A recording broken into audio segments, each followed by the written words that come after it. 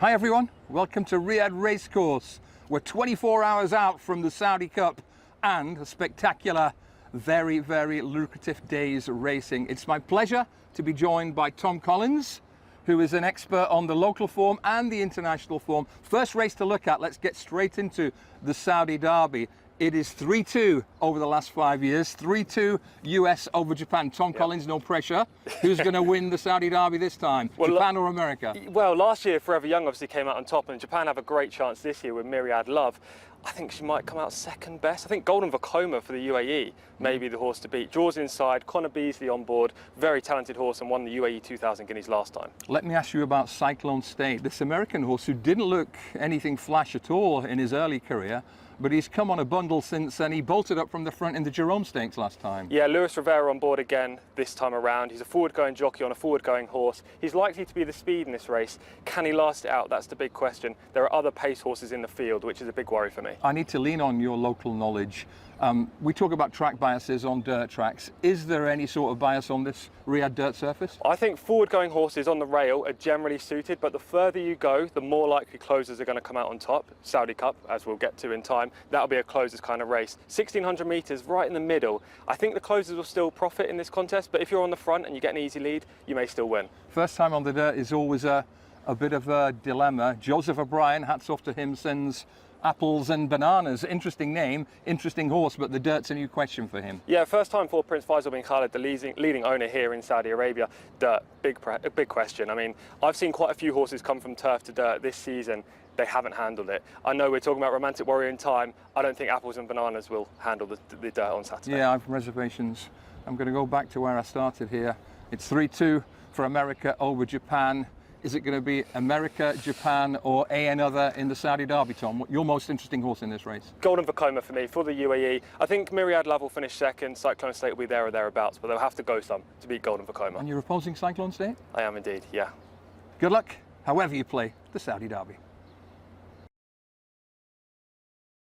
Graham Cunningham and Tom Collins for the Whirlpool. Let's chat about Grade 2, 1200 metres, dirt sprint, and some interesting horses here, but we know that Straight No Chaser is a very high-class dirt sprinter in America. He won the Breeders' Cup Sprint at Del Mar last October, November. He's here in Riyadh for the first time. He's the obvious favourite, Tom. He is, for Dan Blacker. Interesting connections, owned by My Racehorse, which is an ownership group of 900 odd people. They're all going to be cheering him home. He's quite clearly the horse to beat on form, and he was very good in the Breeders' Cup Sprint. He's going to be forward going in this race, but he breaks from 9, and there's plenty of other speed, as you would imagine, for a dirt sprint. Have you seen him on the track this week? I have. I saw him yesterday. He worked really nicely. It was only a little gallop around, proper breeze on Wednesday, and he's got form claims for sure. He's definitely got form claims. Does he have a little in hand, a sizable amount, or is this going to be a tight finish? On the Breeders' Cup Sprint alone, he's the horse to beat on form. He has probably, I don't know, 4 to 5 pounds in hand on the Japanese and the local breds for sure. But will he be able to perform again like he did in the Breeders' Cup here? Different track, different climate, different speed, setup. I'm not so sure. I'll be taking him on. Which one are you going to take him on with? Well, Remake's the obvious option, isn't he? He won this race last year, strong staying type, loves the track. But I'm interested in a horse on the outside, another Japanese horse in Gabby's sister. She's only a Group 3 winner, so she has to step up. But she's going to come from off the pace in a race with loads of speed. She could benefit from the pace setup and get the job done. Okay, Whirlpool's going to be dynamic, interesting. Let me ask you this key question. For this horse that you fancy, what sort of price would tempt you, and then people at home can look at the world price and make the comparisons? Anything north of 7 to 1, I think. I saw about a 12 to 1 earlier this week, but I don't know if she'll go off that big, maybe a little bit shorter just due to the pace setup. But 7 to 1 plus I think is very fair. She should run in the top 3, and if that pace collapse does happen, she's going to be the one that is firing late. And Straight No Chaser is the obvious favourite. In your book, what sort of price should he be? He should be around even money, but again, I wouldn't be rushing to take that. You know, on form alone, he's even money, but he's never run here, so that's a huge question mark. Key question to finish. Quinella, give us your 1-2 or maybe 1-2-3 in the dirt sprint. Sure, so I like Gabby's sister on top, Straight No Chaser in second, Remake back in third, and look out for Chikapa, the 2 horse. Could run 4th here, another one for the Japanese. 1-2-3-4 from Tom Collins in the dirt sprint. 23 degrees. Lovely balmy breeze here in Riyadh, and there's a reason why we paid Tom Collins the big bucks. It is to pick the bones out of very tough handicaps like this one. 2100 meters, mainly Saudi horses here, a lot of ex-Euros, pretty smart horses. Just give me a couple of horses that people should keep an eye on in this handicap, Tom. Well, the most logical winner is probably My Frankel. He finished third in this event 2 years ago, second last year. His recent effort in listed company just wasn't as good. That came in December, so he does need to bounce back. But this is a horse who's proven over course and distance, locally trained out here for Prince Faisal bin Khalid, the leading owner. And he's probably the horse to beat, considering he's run well in this race twice before. When I watch the Saudi turf action, it seems a really wide, galloping, fair track. There are no tricks or biases in there, are there? No, I don't think so. I'd love to save ground. That would be the crucial thing. They do tend to get racing early on, around the final turn. And if you are caught 4 or 5 wide in a race like this, which is full of 13 horses, you are going to be, losing momentum and ground. But you want to be saving ground, making your challenge in the home straight. I wouldn't mind being up front, midfield, or behind. You can win from anywhere. Yeah, it always seems a fair track. It's going to be a wide open market. Just to recap, Tom, maybe 2 horses for people to keep an eye on in this race. Sure, so My Frankel's the obvious one. I quite like the look of R4 as well, who finished 4th in the Qatar Derby. He's plundered a 0-95 handicap earlier this season in November, so he's got a good chance. He'll be a strong staying type. He'll be launching his challenge late in the home straight. The likes of Bolt Hole has a chance as well. Cracks King comes here from Bahrain. It's wide open, Graham. It is absolutely wide open. That's the big handicap. Now we move on to the high quality stuff. Welcome back to Riyadh Racecourse. It's time to consider the Grade 2 Neom Turf Cup, 2100 metres on the lawn. Japan, Ireland, Britain, Sir Alex Ferguson, all sorts of stars here. Let's start with the Japanese raider. This is Shin Emperor, and he ran some mighty races against the very best around last autumn. Surely he's the horse to beat. He was placed in the Japan Cup, the Japanese Derby, the Satsuki Show. He ran 3rd in the Irish Champion. This is a highly talented horse. He may not be the most aesthetic to watch. He's a little bit clumsy in his way of racing, but he has loads of ability and he deserves to be favourite. I agree with what you said about him looking slightly gawky. His old head is a little bit high, but he came back for more in the Japan Cup and just went down to Dodus and Yutaka. So with his rating, I think, of 123, he sets the bar pretty high. But Al Rifa is a 120 horse based on his runaway German Group 1 win. He was stuck in the mud along with Shin Emperor in the arc, but his best stacks up well for this race. Yeah, just put a line through the arc for both of these horses, really. It just wasn't suitable conditions for him. He's a 2-time Group 1 winner. He's been freshened up for an international campaign, leading connections with Al Rifa as well. He could easily bounce back. He's the main danger to Shin Emperor. Whirlpool moment of the day in this race last year. Sir Alex Ferguson and them boys. And Spirit Dancer, what a story that horse has been. I think he's 8 years of age now, but he's not getting any weary from his battles. He has got high quality form. I thought his performance in this race last year was excellent. He's quite a decisive winner. Yeah, and he had a wide trip as well, which isn't ideal on the turf track here. Subsequently come out and won the Bahrain International Trophy for the 2nd time. He's clearly in good form, albeit last time in Hong Kong he probably didn't run to his best, so he does have to bounce back. 9th in Hong Kong, he didn't fire that day. A horse who was ahead of him that day was Caliph. Caliph also ran well in this race last year. Could you put him in the top 4 again? Absolutely. I think 3rd and 4th is the right spot for Caliph when you're looking at where the horse is going to finish. You know, he's a deep closer, a strong stayer. He's going to be picking up pieces late, surely. I think it might be Japan versus Ireland here. I think Shin Emperor and Al Rifa are the key horses. I'm going to play this race depending on price. If Whirlpool Punter's going really, really heavy on Shin Emperor, I might be tempted by Al Rifa, but I sense you're waving the Japanese flag here, Tom. Yeah, I like Shin Emperor. I think anything north of even money is a good price on him. If he dips below even money, then Al Rifa could be the value, but it'll be an interesting race, and I also see it as a match between the two. I think we've got to the core of this big turf race. Shin Emperor, Spirit Dancer, Al Rifa, they're the 3 for us. Good luck. Tom Collins, Graham Cunningham for the turf sprint. Now, if you have a horse who doesn't quite stay 1,352 metres, this is the race for you. An unusual distance, but a high quality race, Tom. I'm going to start with last year's winner, Anath, from Mick Appleby stable in England. What a ride by Ross O'Ryan. Scraped every bit of paint on the rail, pounced, swooped to glory. The straight question, can he win again? Looking maybe not quite as sharp this time around? Yeah, he doesn't look like he's in the same kind of form, but he draws well. They're going to be hoping for Groundhog Day. That similar gap, opening up the rail from stall 2, powering through in the home straight. He's explosive, but this opposition I think is a little bit better than 12 months ago. Yeah, I think that's a fair point. And he needs the brakes to come at the right time. And I'm not quite sure he's in just the same high level of form. Plenty of alternatives to him. Let's talk about a couple of Japanese horses. This filly called Askili Piseno. I don't know whether I've pronounced that right, but I do know that she's got some good quality form. Yeah, she was unbeaten as a 2-year-old. As a 3-year-old, she was placed twice in Group 1s. Disappointing last time in Australia, but maybe she didn't have the ideal conditions that day. She was pretty much 2-1 favourite for the Golden Eagle.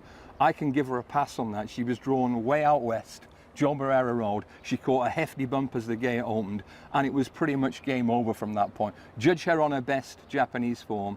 I think she comes in here with a pretty serious chance. Any others we should respect here? I think Win Marvel is worth a second look. 4 group race victories on his CV. Again, in competitive big race fields in Japan. A horse that could easily run a place. We've already talked about Anaf, already talked about Ascoli Piceno. They're the 3 for me. It's just what order you have them in. I want to mention 10 Happy Rose, who was, get this, 208-1 when she won the Victoria Mile last spring. I think she was 59-1 when she finished 4th in the Breeders' Cup Mile, but she showed a good kick to lead them into the lane that day, and she could run well again.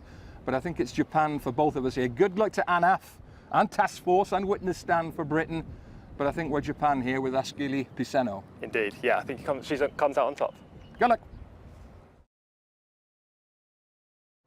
We got 3,000 metres on the turf for the Red Sea Turf, a Group 2 race.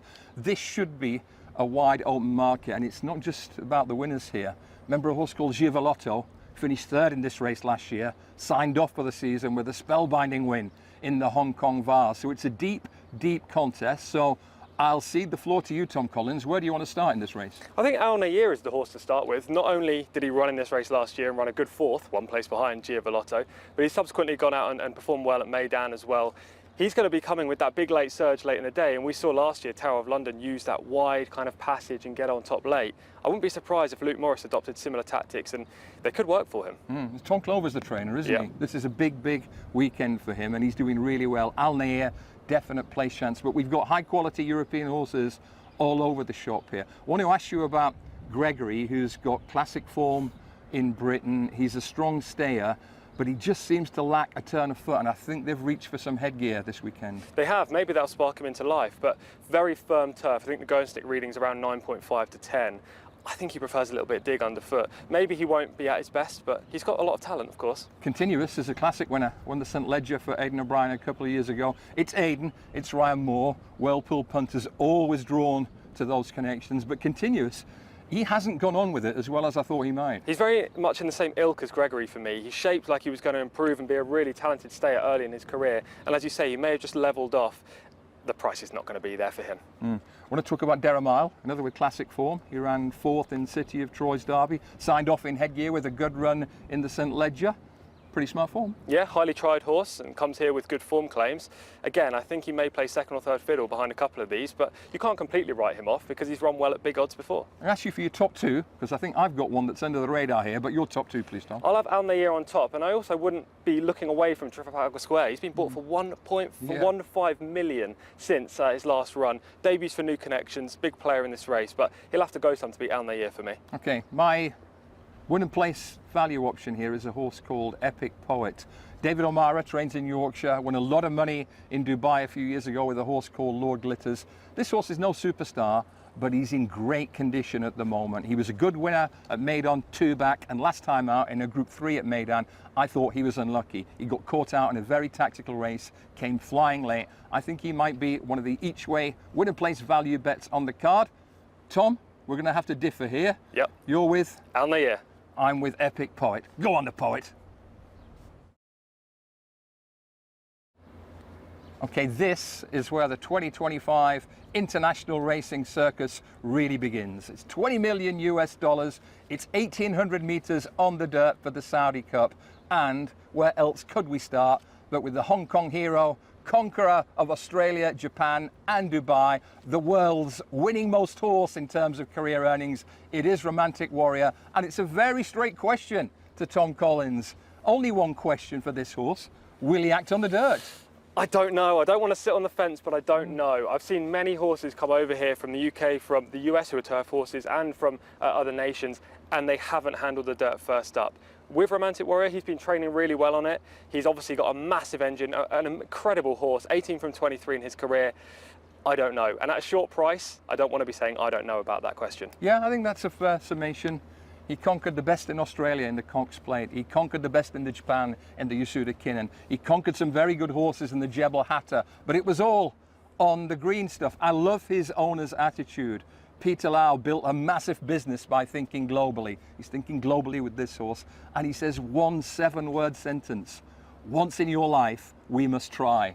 And this race and this festival is all the better for his attitude and Romantic Warrior's presence. He's got great gate speed. He's handled the dirt very well in trials in Sha Tin.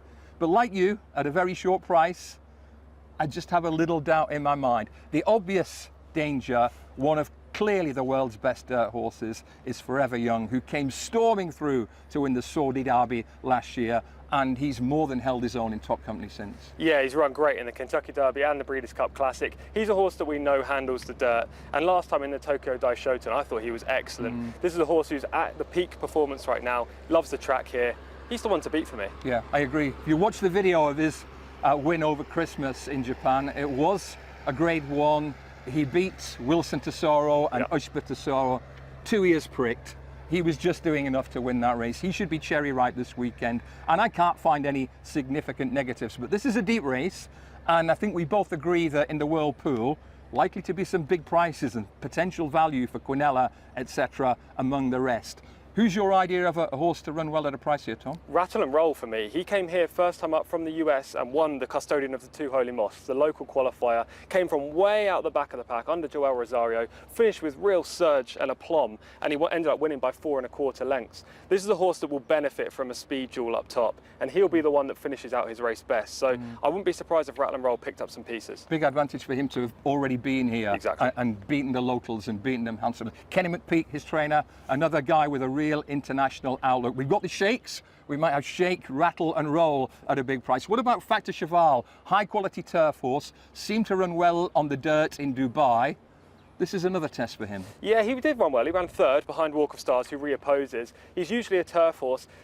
I don't know whether he fully ticked the dirt box, but he didn't run badly. He had a wide trip throughout. He may take some kickback here, so we're going to have to see if he really handles the surface, but he's definitely got the talent to play a major role. Al Musmak was impressive, first time here. Yep. We've got high quality form from South American horses, Argentinian horses. Something will hit the board here at a really big price. Is there any of those horses I've mentioned that could catch the eye? Well, Al Musmak is the horse that I've been watching all year since I've been here in Riyadh. He only ran once, but it ran in an open over the course and distance. He blitzed the field. Coming around that home turn, he showed a change of gear that I haven't seen from any other local trained horse. Maybe they've kept him to one side thinking they didn't want to ruin his mark and therefore maybe not get into this race, but the fact they're running suggests he's got a big chance. He should go forward amongst a couple of others, including the Argentinian horses. And Walk of Stars. I'm going to come back though to Romantic Warrior. Let me put the case for him in a slightly different way. He's got 10 Group 1 wins, Australia, Japan, Dubai, all those millions of dollars in the bank. We don't know about the dirt, but we do know that the very best American horses have stayed home, and we do know that the runaway Dubai World Cup winner Laurel River isn't here. The door is open. If ever there was a year when a really, really stellar turf horse could do it on this surface, it could be this one, couldn't it? Yeah, I completely agree. As you say, there's no Sierra Leone, no Lock, no White Barrio, no Laurel River. So albeit the race is really good and competitive, Romantic Warrior now has an even bigger chance of winning. He does have to prove he can handle the kickback. As you say, he's got gate speed, but he draws 3, and I don't think he'll be on the front, and therefore he will be taking kickback in the face. You know the dynamic here, you know the people involved, the pride and the passion they bring to this occasion. I'm guessing they would really love it if Romantic Warrior came and put on a special performance to showcase the Saudi Cup globally. Yeah, well, obviously the Japanese challenge here is huge and everyone wants the Japanese to do well. But there aren't many Hong Kong horses that come here, and even when there are, they're not Romantic Warrior. This is Romantic Warrior, the best horse in the world. He comes here to the Saudi Cup. If he wins, the scenes will be amazing. If you build it, they will come. They've come from South America, they've come from Europe, they've come from Hong Kong with Romantic Warrior, but they've also come from Japan. So, is it heart? Is it head? Is it Romantic Warrior, or is it Forever Young? I think it is heart and head. I'm a big Forever Young fan. I think he'll get the job done. I love his post in 14. If Romantic Warrior wins, great. I will be celebrating as well. But Forever Young for me, I think is the most logical play. I spent 4 very happy years in Hong Kong. A couple of them watching Romantic Warrior develop into a world-class performer.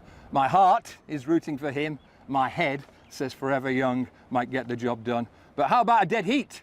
Forever young and romantic warrior. Good luck in the Saudi Cup.